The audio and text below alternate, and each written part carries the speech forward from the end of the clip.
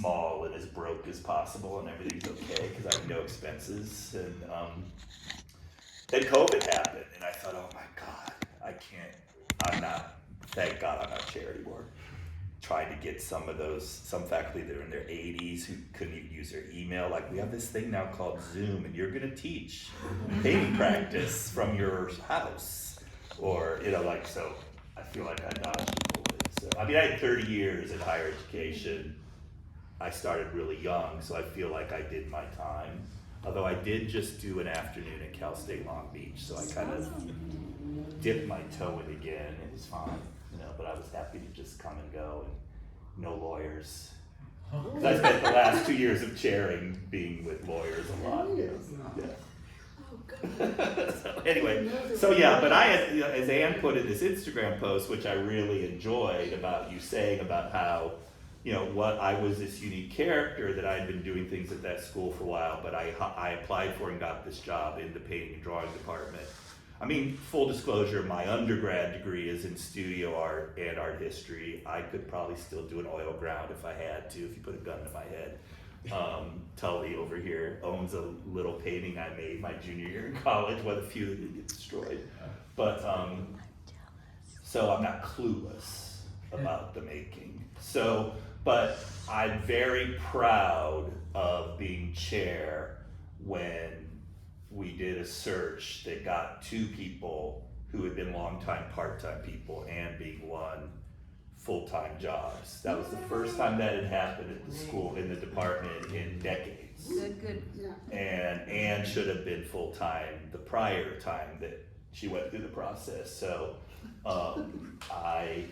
it's not that I had to orchestrate anything to make that happen, but I don't think I'm giving much away to say that I took kind of chair privilege at one point. I mean, the committee was totally on board, don't get me wrong. I mean, we were like, this has gotta happen. But I was like, look, we have been in the presence of a master teacher, that we really have to just like finally make what should have happened a long time ago happen. So yes, that part of it, I'm sorry not to be there, and the students, of course, but that's I also lovely. don't miss it So, in many ways. you know what? I mean, I didn't expect to talk about this, but the thing, what he's talking about, there was a search in 2013, and I had left full-time teaching when I started teaching full-time right out of grad school. In fact, Todd was in my very first class at Maine College of Art. It's like so bizarre. Wow. And so, and I taught full-time for 9 years, but I never had actually decided I want to be a teacher. I had a teacher who called me up when I finished grad school saying, you have to apply for this job, I've already recommended you. And so suddenly I'm a teacher, and I never really had planned on it, and I wanted to be a painter. And then I got pregnant, and it's like, okay, I'll be a painter and a mom. I can't be a teacher too, and I was at this point where I was working with a gallery, and I had gotten a couple of big fat grants, and the work was selling, and I decided I was going to focus on being a painter. So I left teaching. Then we moved to Chicago because my husband was in love with Chicago. He was a photographer, and he was offered a job at Columbia College. We moved to Chicago, and I was still just painting, but I was really lonely. And then Suzanne Doremus called me up and asked me did I want to teach grads, right? So she pulled me into one class, and then I realized when I started teaching at SAIC that I actually loved teaching there. And just every year I was teaching a little more. And finally, there was a full-time position opening in 2013, and I was like, well, I've got one more class, I'm full-time, I might as well. And I did apply for that, and I don't try to talk about my failures, but I got to the final. They had 6 people in the finals, and they were supposed to hire 2 to 3 people, and they only hired 1. And I think, I mean, I don't know, I was on the committee, but there was a disagreement, I gathered. And so I didn't get that job, and I thought at the time, and I think the other part-timers who didn't get that job thought, because we were told they're gonna hire somebody from the part-time, and then nobody was. I just thought, well, it's just not possible. They've already got me, right? So when that other job came up, I wasn't even going to apply. And Paul was like, I said, why should I, it's so much energy, and why do I want to do this? It's like, I don't want to go through that again. And Paul, the day before the deadline, he made me open it up, and it described me. And I was like, oh shit. And so I put together an application the day before it was due, because I don't know whether you meant to do it, but it's like literally describing me. I can't talk about lots of things, so, but all I'll say is that, as I told the committee the first day, because having been on the search before and having gone through my own searches as a candidate, even though they already knew me before, you know, I was in those searches, I said, look, all of you know that my mother was a deputy for the unemployment office of the state of Indiana. I take this shit very seriously, you know, in terms of what we're allowed to do, not allowed to do. And if you can't run a clean search with me, Yeah. you need to leave right now. Yeah. And so I ran it by the book, and it was a great experience. Like, I don't want it, there was no issue there, and I'm very proud that we did get two adjunct people, like I said before. So anyway, we don't need to keep talking about this, but the thing that comes up though, that maybe is a place to start, is knowing, I knew what you just said about, you had that early teaching, because John Yao called me up once, the way I started very similar, and he said, I told the chair at Pratt, I don't want to do my class on criticism anymore, and that you're going to do it.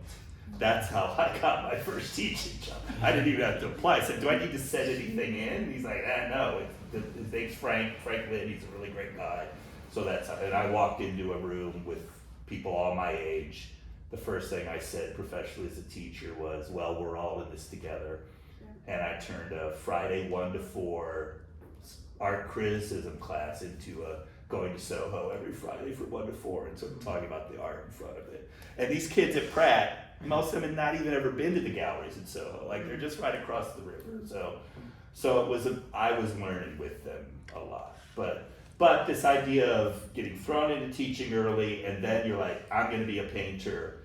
What I've always found so solid about you is that even when you went full time, that you know that your status as painter with a capital P, from the outside at least, has been far less impacted than so many other people I know who've tried to do both. That like. And maybe it has something to do with your work or your approach to your work, that like from the outside, it just looks like you haven't had to like sacrifice things or kind of fudge things around, and that the work, maybe it's because your work is so idiosyncratic and weird and kind of it is what it is, that it's enabled, that it kind of releases from all of that.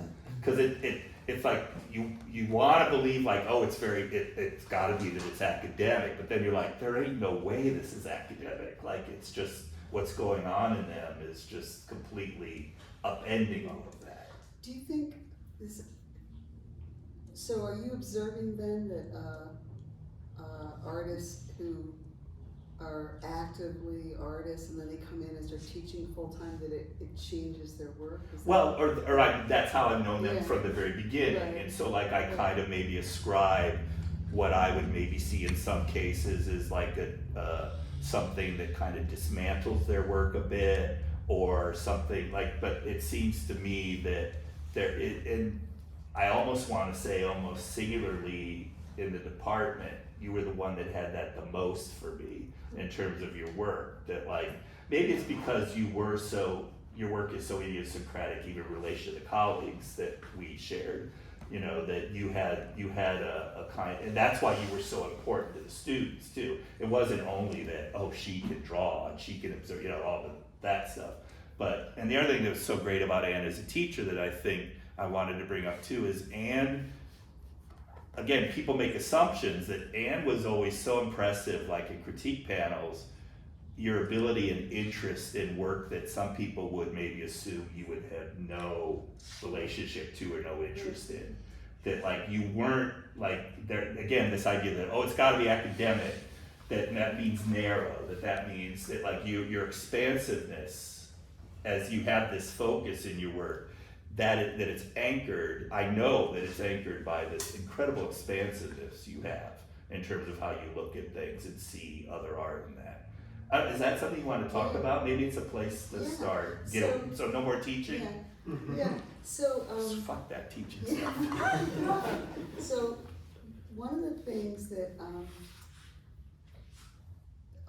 rather than starting teaching, I'll start with myself as a student, right? When I went, my undergrad was at Washington University in St. Louis, and when I was there, it was there were sort of two camps that were both narrow in their own way, and there were painters who were in a kind of figurative camp, and it was a guy named Jim McGarrell, and then another guy named Barry Schockman, I think of as the leaders of that. And then there were a group that were, I'm trying to be sarcastic, I was about to say, who considered themselves to be avant-garde, but they were actually like about 20 years behind whatever the trends were, right? But I got a really intense focus in a certain kind of figuration, and mostly what it was though, like I didn't know I was going to be an artist when I started college. I fell in love with it because I fell in love with like learning it, right?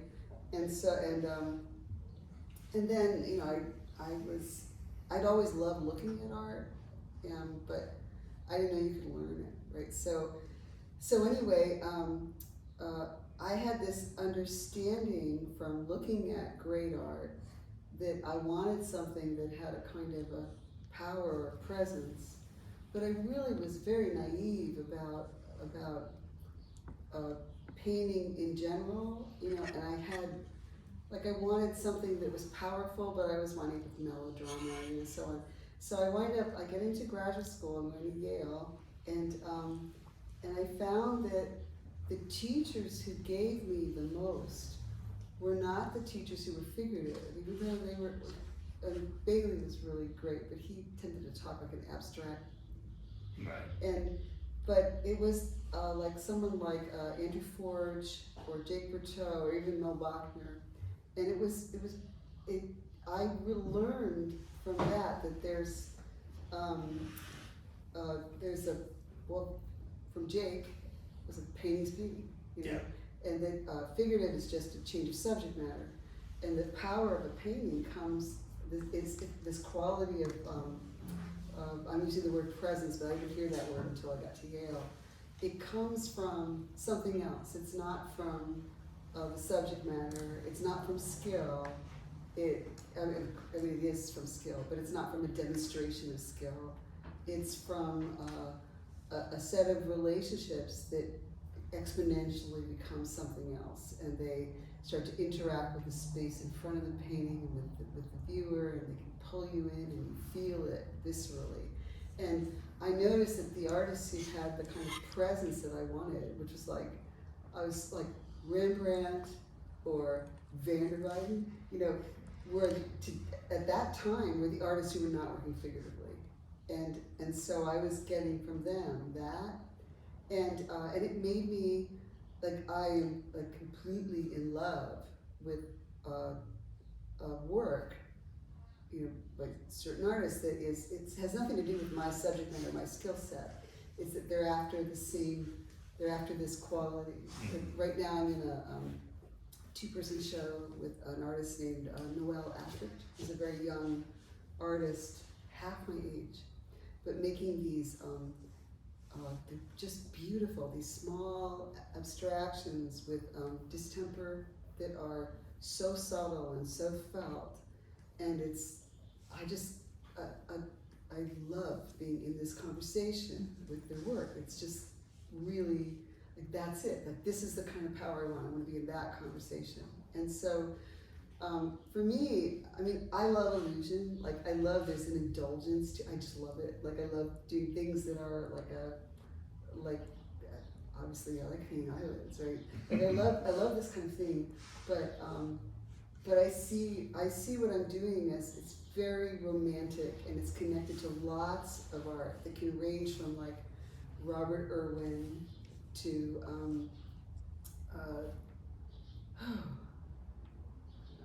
you know, to Daisy Youngblood with the clay sculptures, you know.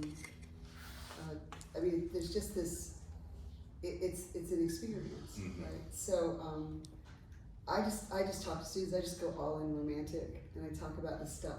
And I don't know whether it's, like at SAC, it's very pluralistic, right? So there's this range of different kinds of teachers. So there's room for me to just do what I do. Yeah, but I don't know that I would call it, I don't think it's as romantic. I mean, it definitely, that's a part of it. Yeah, no, I'm Because, romantic. I'm talking about you in the work, because I think there's a kind of, it's more complicated than that. Or maybe you're redefining the word romantic in a way. But what I was thinking about as you were telling us that is it kind of helps explain or get into how you're capable of doing something like what you've done here. The idea of like showing up and having work that you're going to work on, and like you know, that kind of recreate your studio, that your work and the what you send out, your thing about using the word done rather than finish. I mean, I know all that from you before, and it makes sense to me. But that like there are a lot of painters that couldn't, so that their work wouldn't be up to this, and I think it's back to this learning thing. But also it's that your work, well, the quote, our other colleague Candido Alvarez always talks about not wanting to be put in a box. That like your work on the surface looks like it could be put into a box, but it really doesn't get put in a box because it is, I don't know, I almost want to say, I don't know if this is right, that it participates the work more than you. It participates in its own perpetual making more than a lot of paintings that on the surface maybe people would think they relate to. And I'm not saying they're unrelated, but they distance themselves from that. Tilly, can you write that down, please? That she's We have it.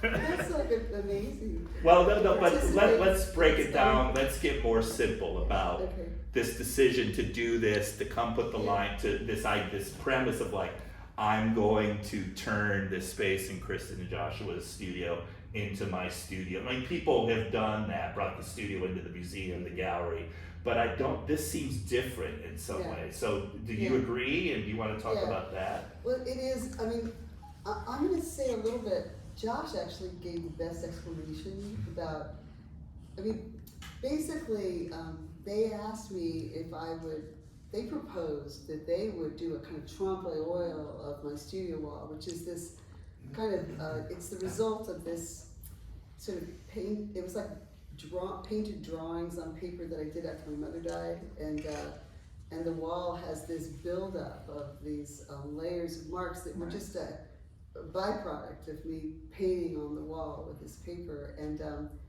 then, you know, I thought when I took it down, well, I'm gonna paint over, and then I was so sentimentally attached to those marks that I left them there. And, you know, often I would find them distracting. Like I'm painting on the other wall, but I would put work up to look at, and I would try to hang it so that I could see it, you know?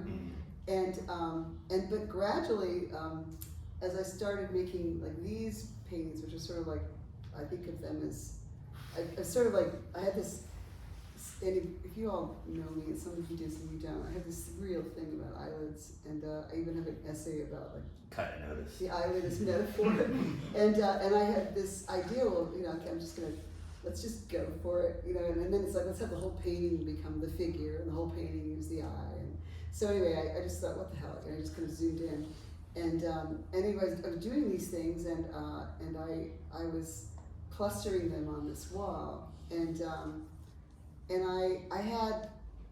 very shy about studio visits, but I did have a couple people come in, and they were very artfully photographing the paintings in relationship to the marks on the wall, and then I took some pictures, and then you all came to me with this idea that, and initially it was, you were talking about doing like a kind of trompe l'oeil painting of my marks, which of course you could totally pull off better than I could. You know, I can just see Kristen. I'd like to see that battle though. Right. I mean, I brought Kristen to teach for a year. Part of the reason I did it is because I thought Anne needs some like company too, like cause these two are both in like a league that I have very high regard Yeah, no, for. we That's bonded, nice. that's for sure. So anyway, they proposed it, and I first of all, it's amazing to me they thought I would say no, because I was so flattered. I was like, oh my God. I mean, they're massively good painters, and I was so honored that they would be interested in having me come and be with them. So I was going to say yes, whatever it was you asked. Oh my God. I was. I have more questions Yeah. then. But anyway, they proposed this, and I thought it was interesting. I said, let me think about it, think about the idea. And when I thought about it, I realized that it seemed too superficial, like a kind of reenactment of a sort of illusion of my studio wall.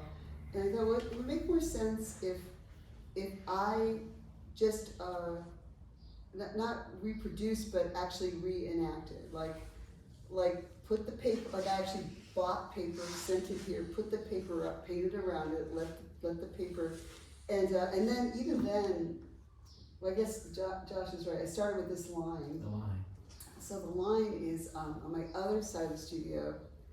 I have I call them two bodies of work. If you look at my work, I've been basically doing the same thing for, it's essentially the same freaky self-portrait that's been going on for 35 years.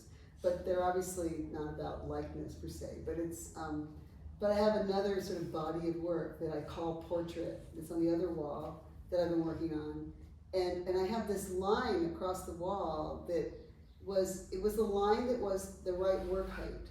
Like I put the painting up, I'm short, my eyes are at a certain level. I put the painting up and the eyes of the painting look back at me at my eye level, right? And I never thought about that line, I just put it there because it worked, right? And then I have some push pins above and below and I can just raise it up. And the line goes all the way across, so the paintings are all hanging on the same line. So I had this idea, well maybe we'll cluster these over here and then I'll have this kind of line and we can separate them so people can see them individually. But then Josh misunderstood in a way that was much more interesting. He said, oh, you're going to draw a line all the way around the studio like Richard Tuttle. I was like, yes, I am. That's amazing. So I just drew this line all the way around just to see how it felt. And then, like, the space felt alive. And then I thought, oh, I have to hang the paintings all around the room. But I was still working on this. I started working on this thing on the wall, which initially felt like bullshit. I was doing it thinking, I think this is stupid. And I brought them in and told them, this is stupid. And they're like, no, like it is. It's really shallow. And it didn't actually start to make sense until I had a mark that I hated. And I never had a mark I hated when it happened because it just happened. I wasn't like critiquing the wall. But I had this big clunky mark, and then Josh gave me some white paint so I could be a painter and actually put the negative back in, right? And then I was like, oh, it's a painting. And so I started working this wall as, it both became my studio wall, which weirdly made the space feel so familiar. Like I woke up and felt like I was in my studio. But also, it began to fit with this earlier project that I did in 2014, 2015. And I'll tell you my thinking kind of unfolding, and then I'm gonna apologize if I lose anyone. The project was called Figuring Ground. My mother died in 2013, and I had a period of several months where I couldn't paint at all. I had an existential meltdown because it was so awful. She died of melanoma. It was the worst. And I had this whole like, what's the point, thing. And I wasn't painting at all. And so those who know me, who work with me, and probably not you, Todd, because I wasn't as sophisticated with you. I didn't figure some things out. No, that I talk about this figure ground thing, which is this very fundamental as an existential metaphor. We are the figure, the world is the ground. How do we shape the world? How does the world shape us? And I think I bill it to students as something really profound, so that when they're dealing with these formal fundamentals, they'll understand that this is it, this is the shit, this is super, super meaningful, even though we can call it beginning, it's also the end, right? So that, well, maybe I'm having trouble starting and I'm having this ridiculous crisis, it's like a cliche, I should just start with that. And so I did these works on paper in which I was just painting the ground and letting the figure happen. And I was doing things that I would never do. Like I started with acrylic paint because I think of it as not real. And I used colors I would never use. And it's just like these are just me jump-starting myself with a binge, right? And then I did things like collage, like I don't collage, you know, seeing all these things, right? And I didn't like a head, I cut it out, put another head behind it, right? And weirdly, they were really kind of good. They don't make, they're oddball. Like I've never sold one. Like I've never even offered them for sale, but they were good. But the result was this on the wall, but it was really dense. It was actually much more dense than what's here, which was like the shadow of the paper, right? And then I realized when I was doing this that it had actually become the ground for the paintings that were the figures. Mm-hmm. And that's what was happening. I was placing the paintings in relationship to the ground.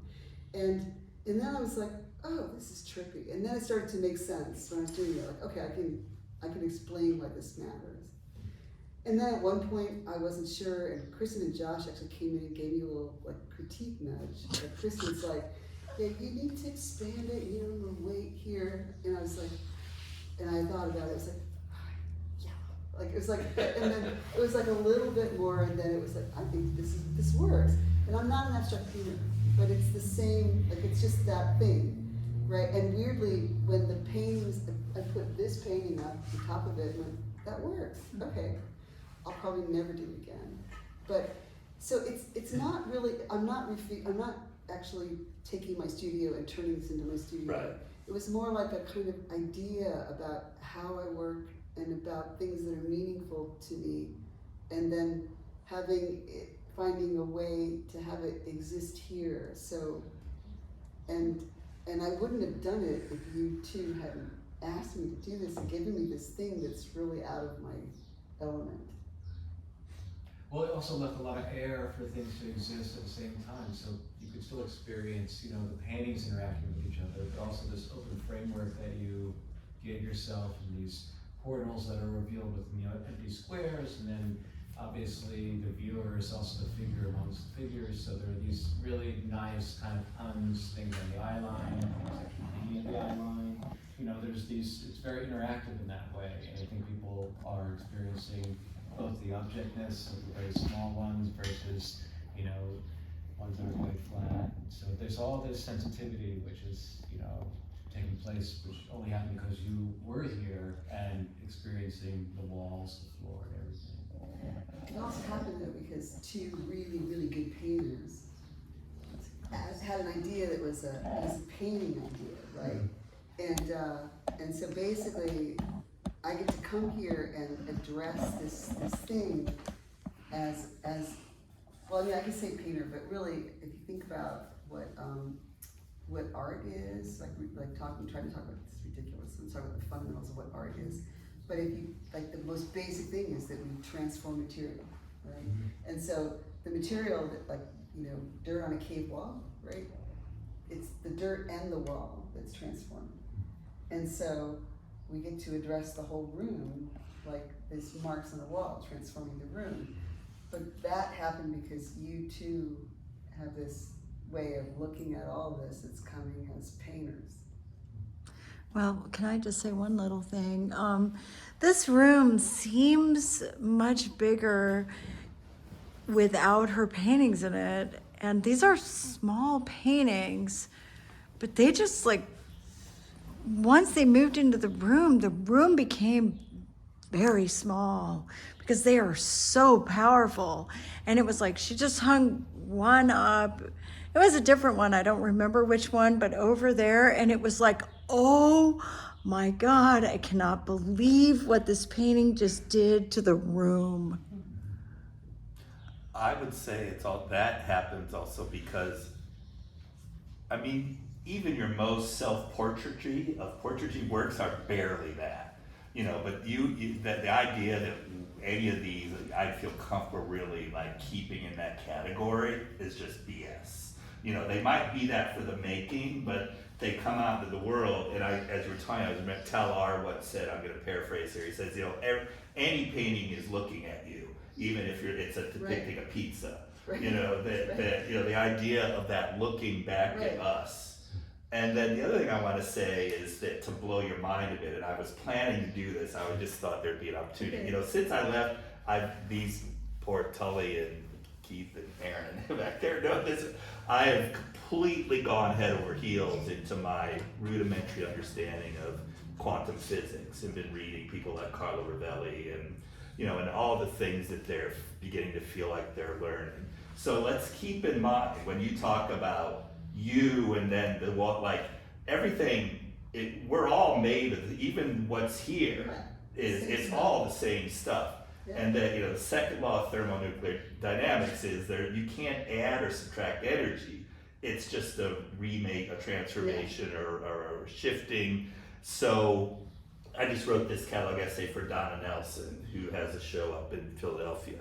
And I started with this idea of I've been fantasizing if I could just have a moment of really being able to see from the smallest to the largest what's really going on. Would I just be shattered into quantum bits because I couldn't handle it? What? But that idea that we have no clue. Our perceptions are just so limited in relation to what we're beginning to learn. And then I love things like now there's all this thinking amongst the quantum physicists that our brain waves, our brains could not be involved in quantum entanglement, which is this idea that a particle here could be in direct relation with something at a whole other edge of the universe. But they always thought our brain was too hot and too wet for it to be able to work. Now they're like, no, maybe actually our brains probably are quantumly entangled.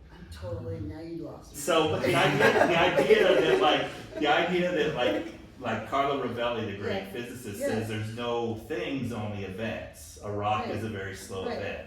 That there's no time if there wasn't friction and gravity.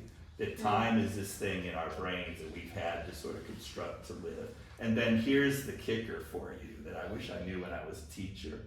So the neuroscientists have discovered that actually very little happens that the eye receives something and it's then sent to the brain. It's not how it works at all. The brain, when you're looking at something, the first thing that happens is the brain sends something to the eye. The brain is, and the only way that that's reversed, where something comes from the outside world back to your brain, is if the brain made a wrong prediction. Our brains are predictors of our vision. That makes total sense. And we are all then ultimately visionaries in that way. That this is happening on a level that we have no conscience. But our brains predict what we're going to see, and we only get information back from the world if the brain made the wrong prediction. Put that in your pipe and stuff. In terms of what's really going on. So I'm thinking when I walked in, because I've been writing about it a lot. I've been thinking about this, thinking about your paintings. That your paintings, again, this is completely stupid and rudimentary. This isn't on any quantum level. But to look at an Ann Harris painting is to force your brain to kind of acknowledge that there's no predictability here. That all the things, the labels that maybe could have applied to your work, they don't really work because of what the paintings are doing in terms of what they then no, you got it wrong. We're gonna make you see this in a different way. And I think that's the sort of core of what your work has been for a while. That idea of looking in a way that kind of upends our kind of expected, all the stuff around observational. There's a real kind of romantic idea, I'm using that word on purpose, that the eye is the receiver. The eye is just receiving. No, I'm sorry, the brain has already made some decisions before you see a damn thing. So what you just said about, I'm gonna see if I can rephrase it to understand it. I'm not gonna talk about, the huge quantum physics stuff, I'm gonna put that over here. Yeah, but it's right here, just keep that in mind, it's right here. But this idea of thinking you know what something is and then it's not, is really important to me, especially when I'm painting. because and the reason I spend way too long, it's so impractical, I spend so much time on painting, is because it becomes something that's it's to this, it's to that, it's to, and I'm often painting away from, it's too contrived, it's too predictable, it's too facile, it somehow becomes something that has this sort of clarity that reduces it. Yeah. And so somehow I would like to have this sense that there's a kind of clarity, but I want the experience to not be that. There's this thing, it's not at all sensible. If you're painters, you don't want to do what I'm doing because it's not sensible. But I'll do this thing that when you see it in reproduction, it seems to be one thing, but when you see it in the flesh, as it were, it's a different experience.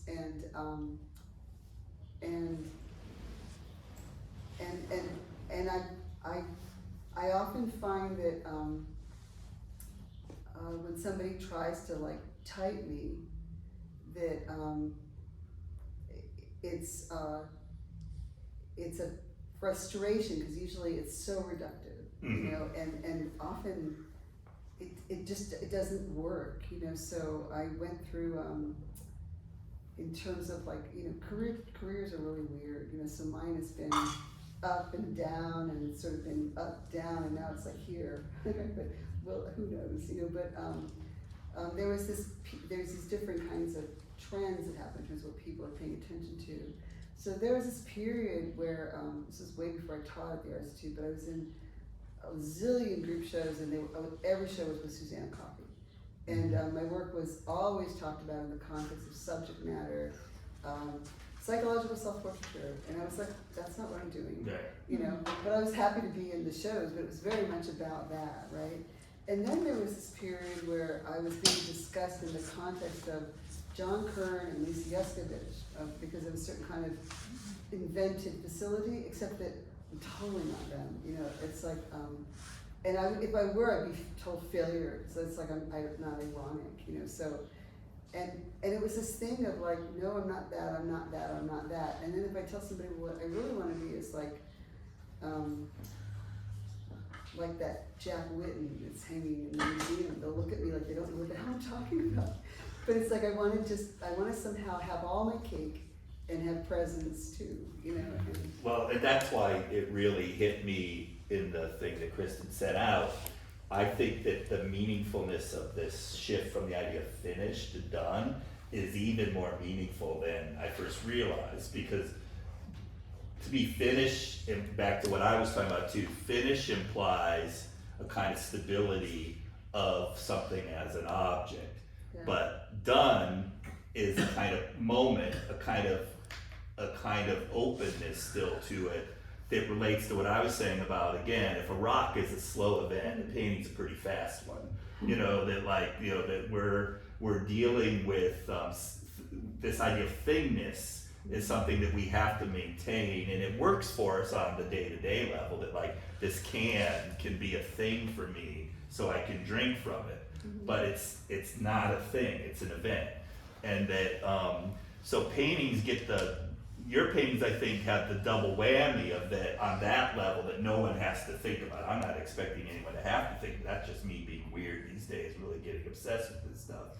But I do think this idea of doneness allows for a kind of openness and a kind of notion of like, yeah, that painting's looking at me as and again, this is not necessarily even about just the eyes or the eyelids. The painting itself, again, Right. Tal's point, it could be a Right. pizza, and it's the painting still looking at you. Right. That's why, but what I want to ask you about getting specific is this, not that you haven't done things like I've seen here, but to do these small ones and these kind of like, almost like enlarged pixel moments or something, that like to have like the really little ones that just give us like one eye and the bridge of the nose. I do think there is a structural thing going on in your work now that, am I over determining that by what I'm seeing here, that is moving you into territory that I'm really curious where it's going to end up. Does that make sense to you? Or like I'm accustomed to seeing a lot of your paintings that are very kind of more complete as an image, Yeah. let's say. Yeah, there are some things that are changing. One thing is, and it's funny too, because like I'm so used to painters around me, you change like lightning. Like for me, change is like, but one of them is this relationship between painting and drawing. I used to think of drawing a very natural thing that I think actually everybody is a natural drawer, but people then get this idea they can't draw and then they quit drawing. But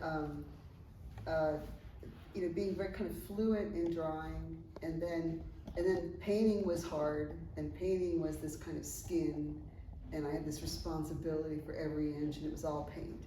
And of course, a lot of painters don't work that way, but that was like we all develop our own narrow kind of channels that we stay within.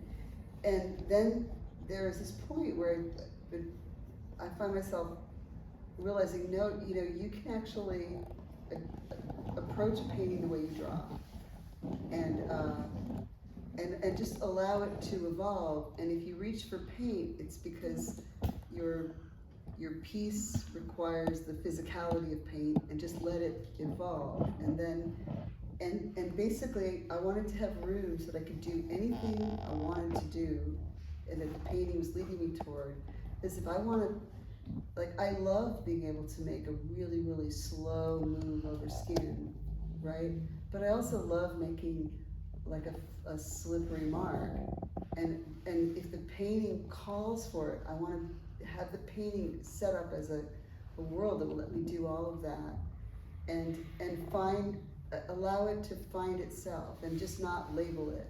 So I call these all paintings, but some of them are really just drawings on a surface that I paint on, right? But some, there's some paint in there, right? And so there's a kind of openness that happens with that I didn't have before. And there's also a change in scale. The painting, I used to always make paintings that were larger, but the figures were always a bit smaller than life size, like that, the distance behind the picture plane, and if there's a kind of tradition in portraiture, and that's what my figures were. And then my paintings got smaller, but the scale's larger, right? And initially I thought I'd try it, and I thought maybe it would be dumb, but actually it's really interesting. And it's interesting to have not have it standard, have it shifting back and forth. So that shifted.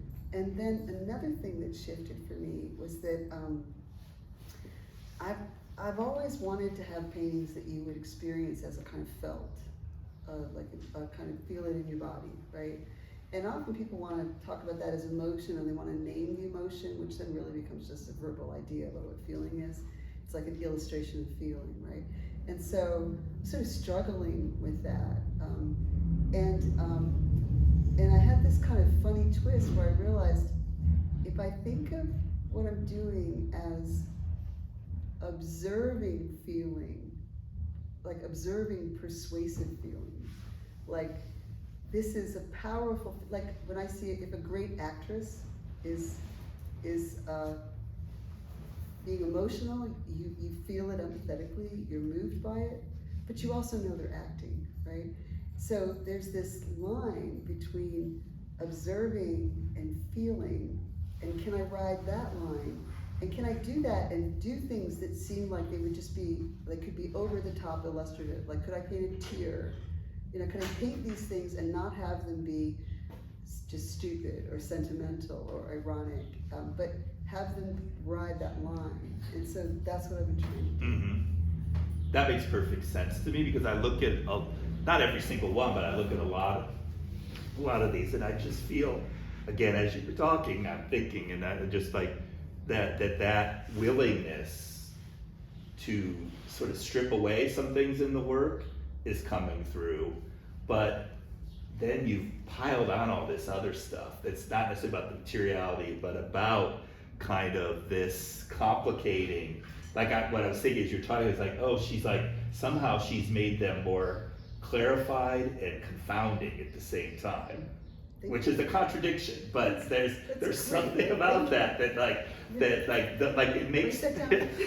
it makes the earlier, like the ones you were talking about before, they kind of come as a complete package. They come as like, even though they're weird as hell, many of them, you know, in terms of what you're looking at, and then you learn like they're supposedly self-portraits. You're like, if you didn't know Ann Harris, you'd be like, what? Who the hell is this that can look like this from baby to baby? But they kind of maybe in comparison, and I don't mean this as a criticism. It's going to sound critical, but they kind of let us off the hook more, and that not. I feel maybe we're on the hook more with this work. That like that what the things you're setting up or the things you're striving for kind of stay in this place that doesn't necessarily. I just flashed on Larry Pittman once, and I interviewed, not the interview I just did, but one many years ago when he was still downtown, before his show at LACMA, and one of his big beasts on the wall, you know, one of these massive multi-panels. And he's first thing he's doing, he's like, it's right now, and he's just smacking this baby, right now, it's right now. This idea of the perpetual nowness. But then this idea that he didn't want the work to be accommodating. Yeah. That he felt that too much painting was too accommodating. And that the reason, there's nothing wrong with accommodation. Now I'm sort of paraphrasing a lot and maybe filtering my own ideas, but accommodation's not bad on its own.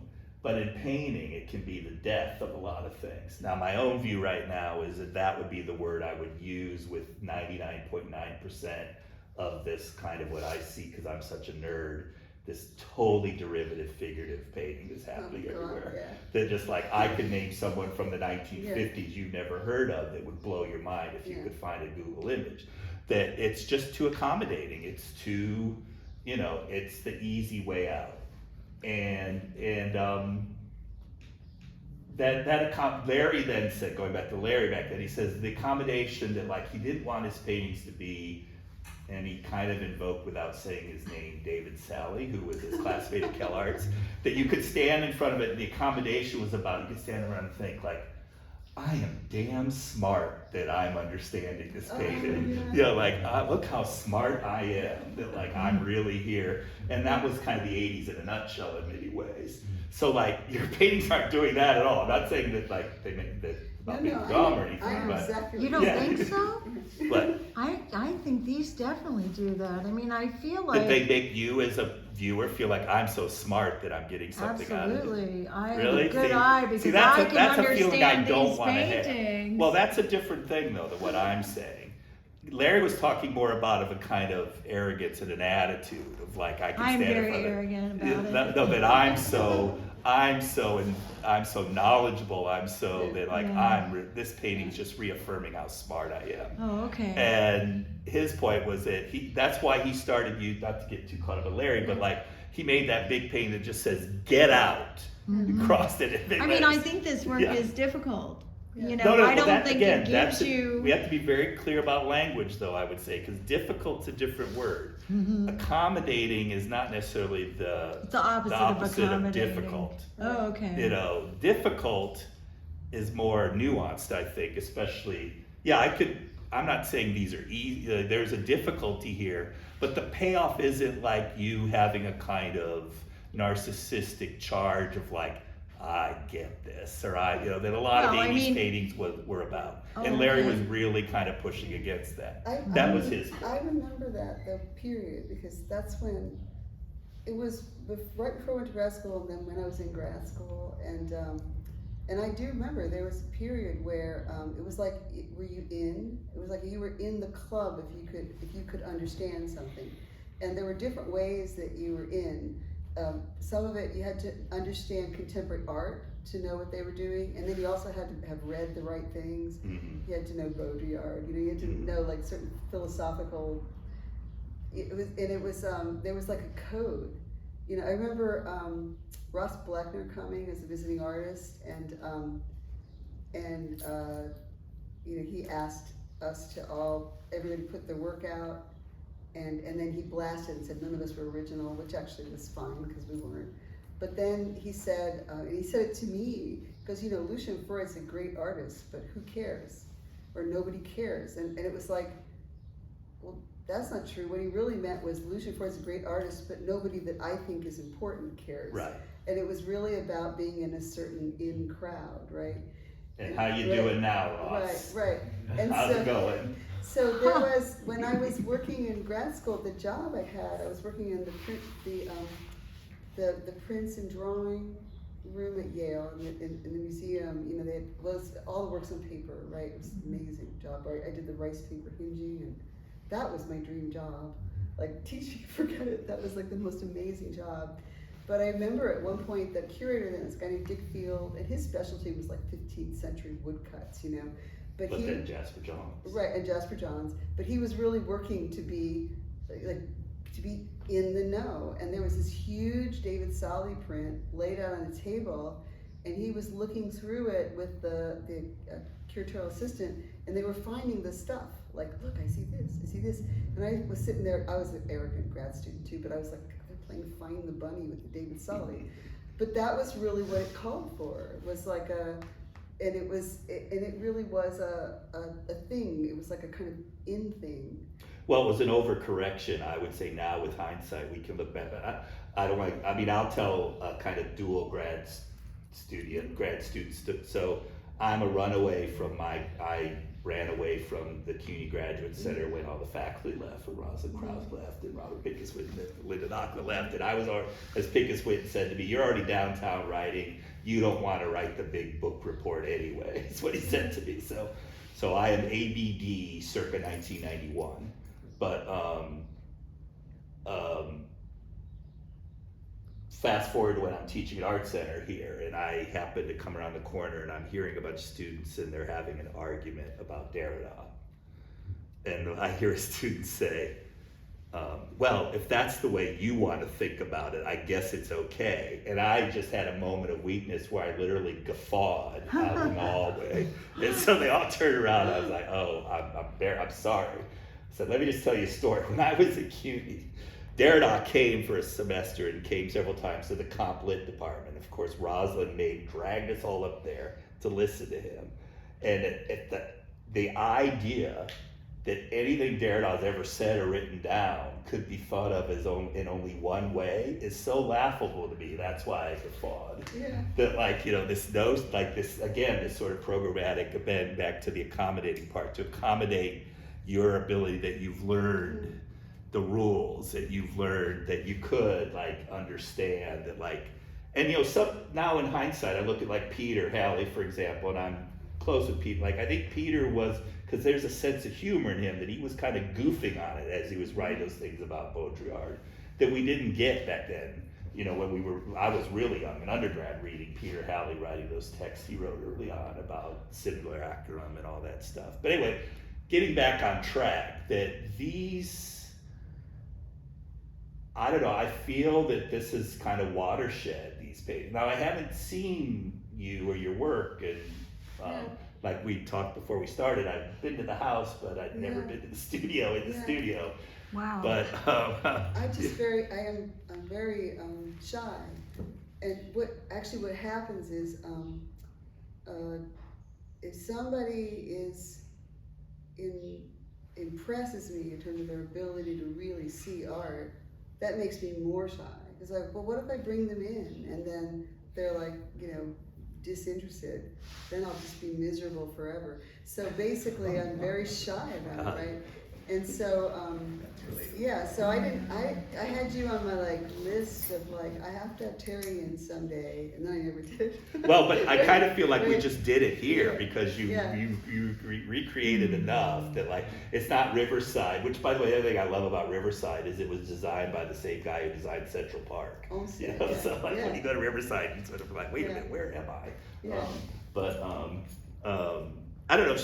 Should we like see? I think there are people that maybe want to engage. We're at 54 minutes. Right. Okay, but do we want to do that? We could have some questions. Yeah, no, that's what I'm saying. Is that, like, clearly this is a invested, interested audience. That, like, Yes. you know, so, but what, you wanna say something else? I just want to say one thing, because I just realized we're being recorded. So I wanted to say, Dick Field, he was actually an amazing curator. I just realized I like threw him under the bus. I'm like, shit. I think he survived that, I what love- you just said. I mean, he's not with us anymore, but I mean, Yeah. like, he's a I legend. loved working with him, and he was actually lovely to me. But I do remember that moment. And anyway, that's Well, but I would, in his defense, Yeah. I caught the tail end of that, in terms of getting to New York and that, but it was so pervasive. Yeah. And again, hindsight's 2020. Like, I always joke with students now that, like, the generation, the last students I taught in Chicago, I said, you're the first generation I feel like, look, I am proudly an abused child of modernism. You know, like, my teachers, but you now, I sense with you, you're the first generation that has enough distance from it that you don't have the same relationship to it. That you don't see postmodernism the way we were taught it as it was emerging. That, like, that shift, and that modernism, I think now it's shrunk a lot. It's important, but this idea of, like, when I was in school, undergrad in the early 80s, and another thing Ann and I share is that she went to WashU, which was my second choice, and I got in. But I went to DePaul University in Southern Indiana, studied with Robert Kingsley, who was best friends with McGarrell and Jack Beal, and all came out of Bloomington, the IU figurative Exactly, group. And yeah. so my Robert Kingsley prided himself on trying to be a mix of John Singer Sargent and Edward Burne Jones. That's the kind of paint professor I had, but he was brilliant about all types of art. So I think we had maybe, and I was a academic kid, that's why I didn't want to go to an art school. So I think Ann and I also share that as a kind of beginning experience, but that,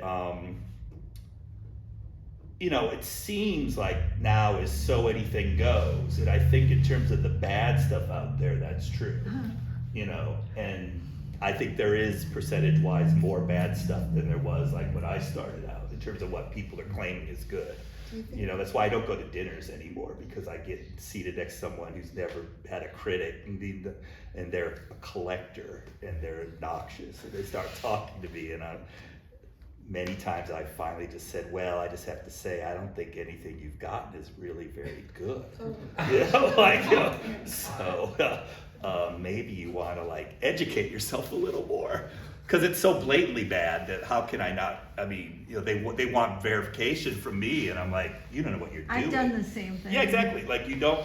There's so many people in the art world now who really not only don't know what they're doing, but like he who shall not be named, are kind of proud of their ignorance.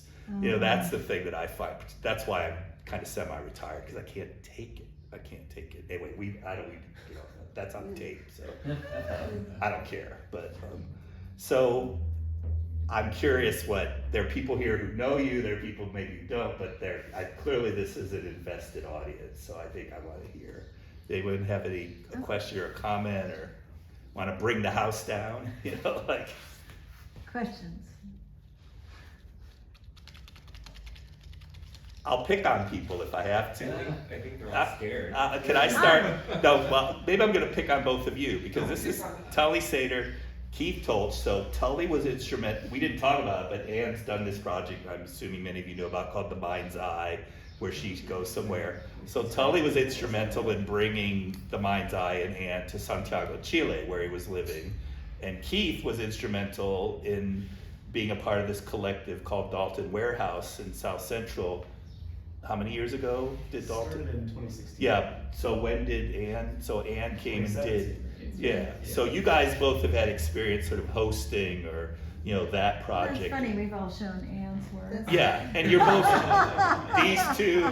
these two are, know Ann they're both from the Artists of Chicago, studied with her. I know her from yeah, there too. yeah, so. We taught together. But you weren't a student, that you taught there, so Yeah, that's I'm different. always a Yeah, student. exactly. Yeah. So you want to talk anything that comes to mind relative to the experience of The Mind's Eye, which you not only hosted in that, but participated in?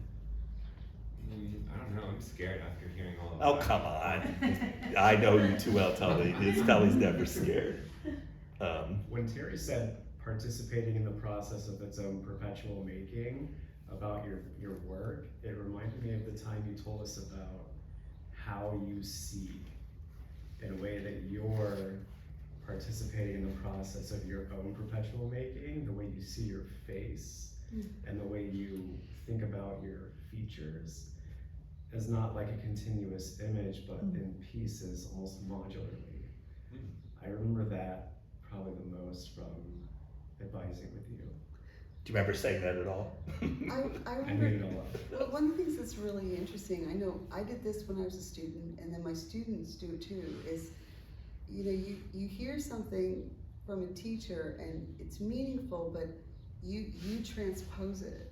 And so then a student will say back to me what they're thinking about, and they'll say, you said that to me, and I'm like, no, you're saying it to me, because it's actually really interesting, but it's not what I said. You've said something else, which is actually really interesting. So I didn't talk about it modularly, but that's how you work, right? I mean, it's, you know, so I think it's so interesting, right? I love that. Like I was talking with another former student earlier this afternoon, and he was talking about the friction between elements in a painting. I thought about that word when you used the word friction, and I thought that, and he said, you always talk about friction. I was like, no, I talk about tension. You're talking about friction. That's really interesting, right? Yeah. I wondered if you would say a little bit about who you're painting, because in the conversation it sort of sounded like you were doing self-portraits, and I don't think that's true with these. It's true.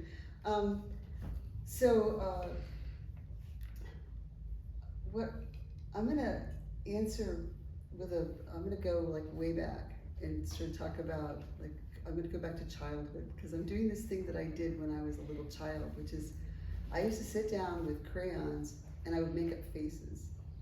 And now I can talk about it, look at it sophisticatedly. There's no sophistication. I was trying to understand beauty, and I never understood it. I think I misunderstand it, and actually I think it's interesting. But I was, you know, all kinds of stuff going on when I was a kid, and, you know, including a lot of the stuff we've talked about as I've been staying with you, right? But I would try to draw what I thought were pretty faces, and I was, you know, imagining that the different material were different substances. So I was making a face out of the makeup that you'd use to make a face pretty in my mind, right? And so this desire to stare at and to invent faces and to try to understand what could lead to something compelling that would hold my eye is something that I've had since I was very, very little. So these, more and more, they're really inventions. And I mean, for many years I've been thinking about what I'm doing as inventions, but I thought of them as they're portraits, and that I wanted to have that presence, which you described as the painting looking back at you. Right, and I'm just realizing maybe in my head I said something I didn't say out loud, which is that's what these are kind of self-portraits, but of the painting. Right. That's good. Yeah. Because I think I realized that paintings that I just love tend to be paintings that have this kind of tractor beam relationship between me and the painting, and it's not because it's figurative, because often the paintings that have that have no figure that you can name, but they have this kind of expansive weight and magnetism, and they charge the wall, they charge the air in front of it, and I want that. And at one point I told myself I want the presence of these non-figurative paintings that I love, but I want the figure too, right? Mm-hmm. So anyway, I've got these different things that I'm been doing, and I want to give myself permission to indulge them, right? So one of them is making up faces, and then the other is this kind of presence that I want, and then the other is like I love to scrutinize, but I actually don't love to copy or mimic. I can paint a likeness. It's a skill. You know, I could sit down and paint something that looked very much like somebody else, but it actually doesn't interest me that much. I've never really been interested in trying to paint my own likeness, but I'm really interested in just trying to explore like this. or what does it mean to move over to that, which is what we were talking Yeah, about. exactly. And it's like looking at myself like I'm completely foreign terrain, right? And it's, you know, and I do think that there's a self-portrait can invite that in that we really can't see ourselves. You know, we never like know ourselves from a distance. We can't see our body language. Can't really see how we are, how others experience us in the world, right? And people will try to kind of mimic their likeness in a reflection, but it only, a self-portrait only really takes off when I think they leave that behind and they start scrutinizing like what they're looking at is just foreign territory. So so I love to scrutinize. I love scrutiny, but I'm not. So here's again like the things I don't want this. I do want this. I don't want this. So I love scrutiny, but I don't want to replicate. You know, I don't want it to be like. Am I talking too long? No, I'm just letting you know, there's only a half hour left of the show. Oh. Okay. Okay. I'm like, So we want people to be able to see the Okay. paintings. Okay. So It's very interesting. Okay. I was like, oh no. So anyway, with these characters, I began to realize like I wanted to paint other people, but I don't want to be locked into likenesses of other people. I just want to be able to scrutinize a range of different faces and pull from them as I wish. So these figures have, you know, certain paintings. I'm not sure if any of these are purely like whole cloth inventions, but they're mostly just painted looking at the painting. Some of them come from like, at one point in time, maybe 10 years ago, I was looking in a mirror and then I looked at that, and then I looked at that, and then I looked at that. It's like a painting from a painting from a painting from a painting. Some of them are from other people's paintings. Like, this is from a Boots that I was looking at. This one over there is this little tiny section I started with of this a Van Dyke, which it doesn't look anything like the Van Dyke, but I started by looking at that little section, and then it became with this. This painting, I have a drawer full of photographs of faces that I think are amazing. I also have a file on my desktop. They're just like amazing faces. And sometimes I'll look like, there's a mouth. I can't, like I want to invent full lips. Oh, there are some, those are interesting. I'll look at those for a bit and then I put them away. So this one, I started with, I have a whole file on Tilda Swinton, who has the craziest, most amazing face. So I started looking at Tilda Swinton, then I put it away. Then I was thinking about two people I know, let's see, Jocelyn, I'm forgetting Jocelyn's last name, it's terrible. It's like, I've known this person for 30 years. Jocelyn.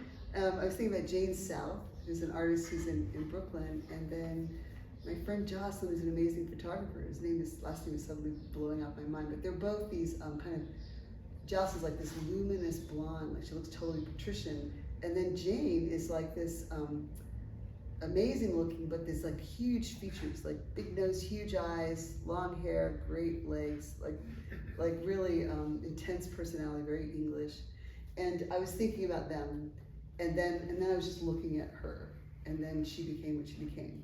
So it's a painting of the person who lives in the painting, but it has a relationship to other people, right? And so that's how these kind of come about, are in various ways, and then me kind of finding the person in the painting. Does that make sense? It's like, this is Anne as the kind of artist, almost as scientist, I would say. Because what it shares, whether it's you looking at this or at a painting, again, back to my thing that I'm a broken record about, it's just this arrangement of Stardust is the same as that arrangement of Stardust, is the same as that arrangement of Stardust on the Van der Weyden or the Boots or whatever. It's all the same shit.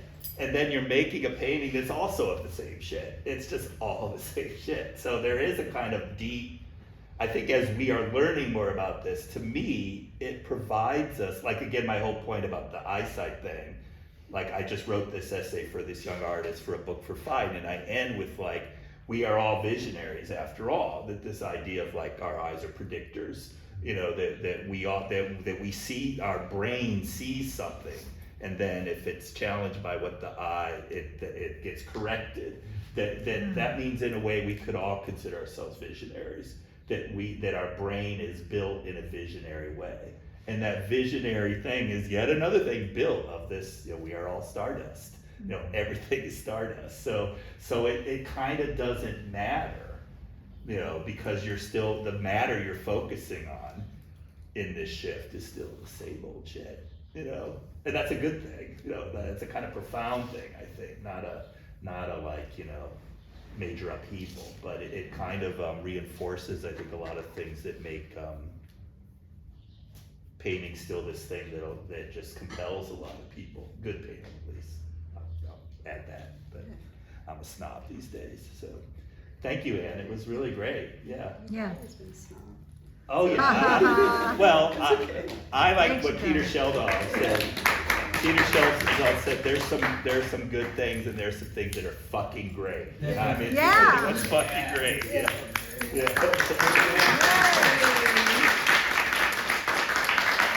All right, should we clear out all these